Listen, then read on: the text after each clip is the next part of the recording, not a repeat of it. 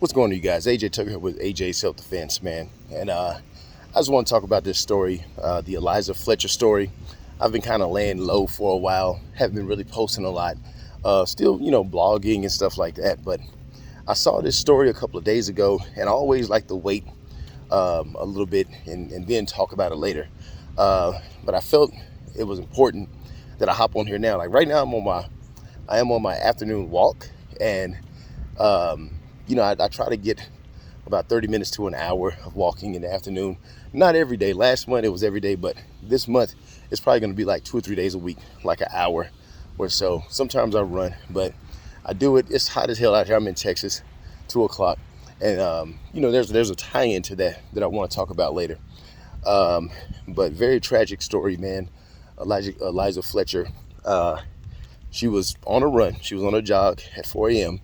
and basically somebody kidnapped her and took her life.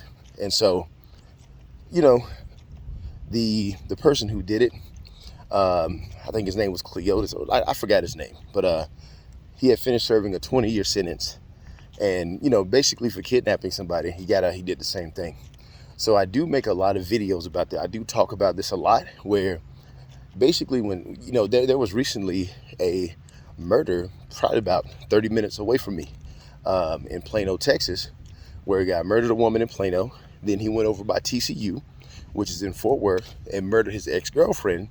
And the thing is, they could have easily had him behind bars because he had already did something before, But here's the thing: on the flip side, I have friends who are felons, and they did things in the 80s and the 90s.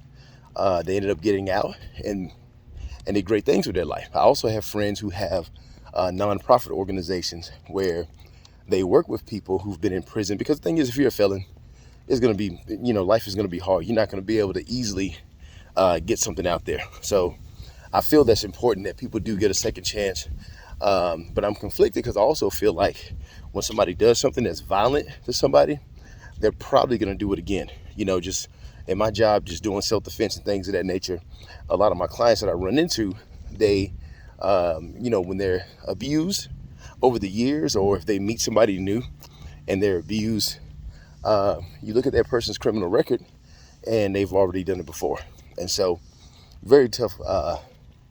It's a very tough subject to cover, So trying to figure out, what's the right way to go about it. The only reason why I'm talking about it is because I got so many texts, I got so many calls this morning, just people talking about it on social media, and then I'll get tagged. Here's the thing. I do self-defense, but, I'm not going to tell anybody that they can be invincible, that I can teach them, if I work with her or if I work with you, nothing can happen to you, because that's not the case. But the reason why I came on here is because I do want to share some tips, because I did have people ask me like, hey, I walk in the mornings, should I carry something with me? What should I carry? And, I do recommend carry some pepper spray. If it's dark outside, I do recommend carry a flashlight. That's important. But the type of flashlights that I like are the stun gun flashlights. So the flashlights that are also stun guns. I think those things are great, because the thing is, like with me, this is why I'm doing cardio during the day. This is why I'm taking my walk in the afternoon, because, my schedule starts pretty early. And otherwise, to get my day started, because I totally understand where she's coming from. In order for me to get my day started, I would have to go out at about 3:45 or 4 in the morning, and I would have to do my cardio at that time. And there's millions of people that do it at that time, because you got to get it in where you can fit it in, right? You've all heard that quote. If you haven't, then you first heard it from me.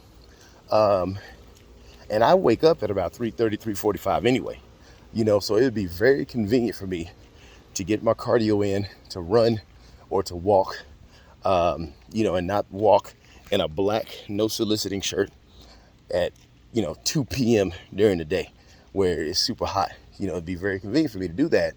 But I just don't, I've always been like this. I do not want to be out at 4 in the morning for me. Now, here's the thing, and the reason why I say this, I am not blaming her whatsoever. Like, you should be able to go go out whenever you want to, honestly, but on the flip side, there are dangers out there.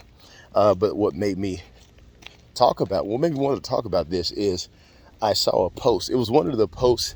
Wait, look both ways before you cross the street. I'm over here and streaming, and then I get hit by a car. I'm not doing that.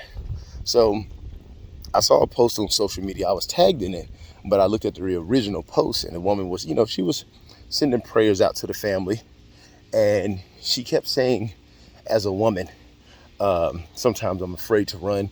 As a woman, as a woman. And what I always tell people, man, it don't matter if you're a woman or a man. Now, here's the thing. Women do have to deal with different things than men in regards to self-defense. What in the world? See, let me show you how hot it is. Hold on. Look at that squirrel right there. That fool, he's not dead. Don't worry, he's not dead. But it's so hot that squirrel was like, dang, dog, I got to take a break. It's hot out here, man. I'm just trying to get a nut out here, whatever. But anyway, so it kind of struck a chord with me because, yes, I do understand that, women have to deal with stuff, but men, we also have to deal with stuff in regards to security as well. Maybe not quite the same as women, because if I'm out at 4 a.m, I'm not worried about somebody kidnapping me or anything like that, but I am worried about certain things. Like, one, just being shot, just being hit over the head, shot, whatever. And I do have a list. Now, some of it is probably fears that I should not have, that's just the way I am. That's just the way I am. But for me, number one, I do not like skunks. I do not want to get sprayed by a skunk. And I feel like if I'm always running at 3 and 4 a.m, that I'll get hit with a skunk. Now, here's the thing. There's no skunk. Like the neighborhood I live in, there's no skunks. Maybe about 30 minutes away, there's some, but the chances of me getting hit by a skunk is very low. But I ain't taking no chances. So that's number one. Don't want to get hit by a skunk. And I know that sounds crazy, but I'm just sharing with you guys right now. Number two, my number two concern are dogs, specifically big dogs. Now, I know I will offend some people who are dog lovers. And the thing is, like, hey, a dog can attack you. And I don't know why, some people get so offended when I always say, hey, big dogs can attack you. I've said that for years, and probably about 3 or 4 weeks ago, my dad, he was attacked by a pit bull at his friend's house. He was at his friend's house, and he was attacked. The dog just decided to say, hey, you know what? I'm going to attack y'all fools. You know what I'm saying? And so for me, and I was attacked when I was a child too by a canine, so I was about 8 years old, so for me, I don't really, I'm not taking that risk. If I'm out and there's a big dog loose, you might be like, well, a big dog can be loose in the afternoon. It just hits different at 4 a.m. for me, right? Another one, if I'm out running around at 3, 4 a.m, and what if there's something going on? What if I fit the description of somebody? What if the police roll up on me and I fit the description? I don't want any unnecessary trouble from that standpoint. And some people might say, oh yeah, you don't want to be a black man walking around. It's like, man, I'm not even going to make it a race thing. I just don't want the police to roll up on me and mistake me for somebody else. Because normally at about 3 or 4 a.m, people are up to no good, whatever. And then number 5, probably the more realistic, because here's the thing. In the city that I live in, and I'm not going to tell you where I live, you could probably easily find that out. But the city that I live in, the police, they do a great job. They're real cool, and they respond really fast. I've had to call the police on fools about 2 or 3 times already, and they just do great. I feel so comfortable in this neighborhood, but that's just one of the things I watch out for. But number 5 or number 4, whatever number I'm on, this one is, let's see, hold on, let me go back. Number 1, the skunks. Number 2, dogs. Number 3, police. Number 4 is probably the most likely. Actually, a dog is probably the most likely because they be running around. They get out, they be running around. But this one is another one that's more likely than a skunk or police catching me slipping. And that's just somebody just randomly trying to run me, mow me down with their car. They're going, they see me, and they just want to mow me down. They just want to run me over. Or they just pull a gun out, boom, they just want to shoot, And people do random acts like that. And yes, they can do that in the afternoon. But there's more witnesses, you know what I'm saying? It just hits different at 3 or 4 a.m. And so me personally, even though I'm a guy, I'm not super tall or anything like that, but I'm about 220, 225, and trained in jujitsu, like in different arts and stuff like that, and just dirty self-defense. And so I feel like I can take about 90% of anybody walking if they try to come up to me. But at the same time, there's always somebody tougher. There's always somebody tougher. And even if they're not tough, they have they have things that can equalize that. And I don't need any of that. And so years ago, I decided that I'm not going to go out at 3 or 4 in the morning. And like, even when I'm in the country, one time I was in the country and I thought I was good to go. I was like, man, I got to get my cardio in. So it was probably about 7, 8 in the morning.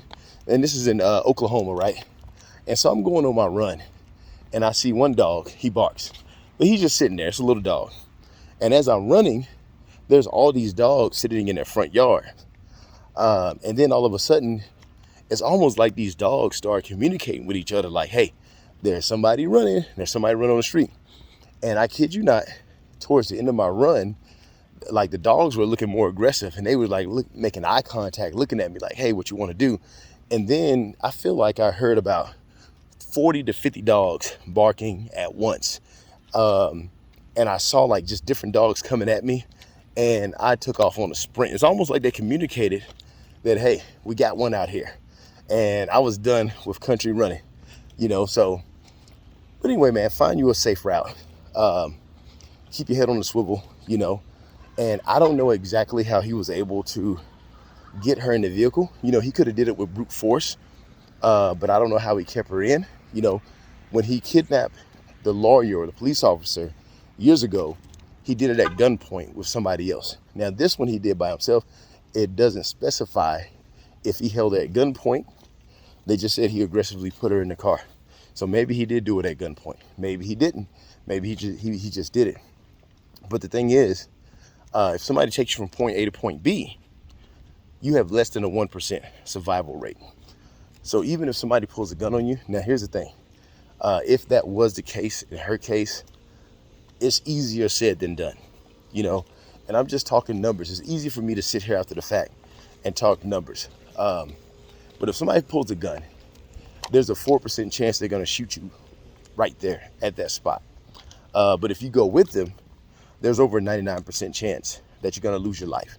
So that's all I got about that. And I'll probably be making some more videos because I didn't plan on making any kind of video or communication today. It's just all the tags, the messages that I'm getting. And I just wanted to talk a little bit about it.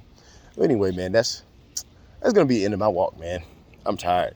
So, and you're like, dang, you out of shape, you get tired from walking. If you don't walk, man, it's underestimated. It's a great thing for you.